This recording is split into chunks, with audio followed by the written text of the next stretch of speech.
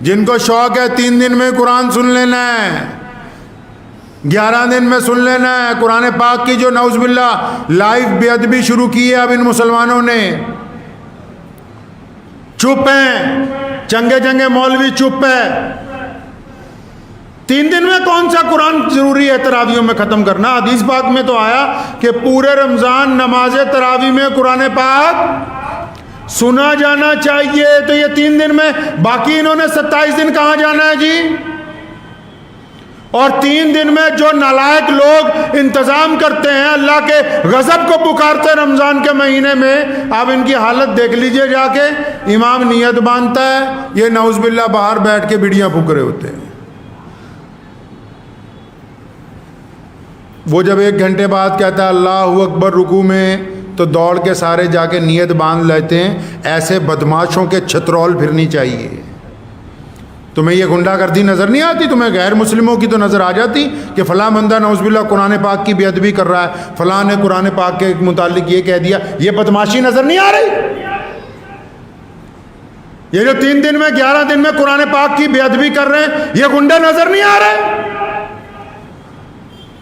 ساری کی ساری مسجد باہر سڑک پر پھر رہی ہے، 3 صفیں کھڑی ہیں، امام سنا رہا ہے، 3 دن میں قرآن ختم ہونا ہے جی، حافظ ریل آئے ہوئے ہیں جی، اللہ اکبر۔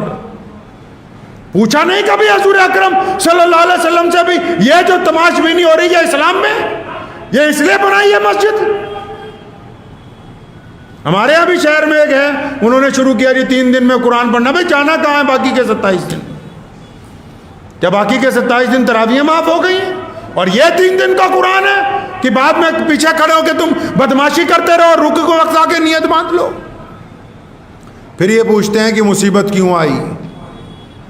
قرآن پاک کے ساتھ نعوذ باللہ گستاخی کر کے پھر جا کے پیر جی کو پوچھیں گے اجی پیر جی گھر میں بڑی پریشانی ہے، کیوں آئی؟ تو کر کیا رہا ہے یہاں رمضان میں؟ پھر یہ جا کے بڑے بڑے بزرگوں کو جا کے کہتا ہے جی سر پہ ہاتھ رکھ دو ہمارے۔ وہ تو 200 سر پہ ہاتھ رکھوا لے جو نعوذ باللہ اللہ کے قرآن کی بے ادبی کرتا ہو۔ وہ جس نے اللہ سے دشمنی مول لے لی رمضان المبارک کے مقدس مہینے میں، وہ چاہتا ہے کہ میرے سر پہ ہاتھ کوئی مولوی رکھ دے، اس کا بیڑا پار ہو جائے۔ اسلام میں ایسے بیڑے پار نہیں ہوتے۔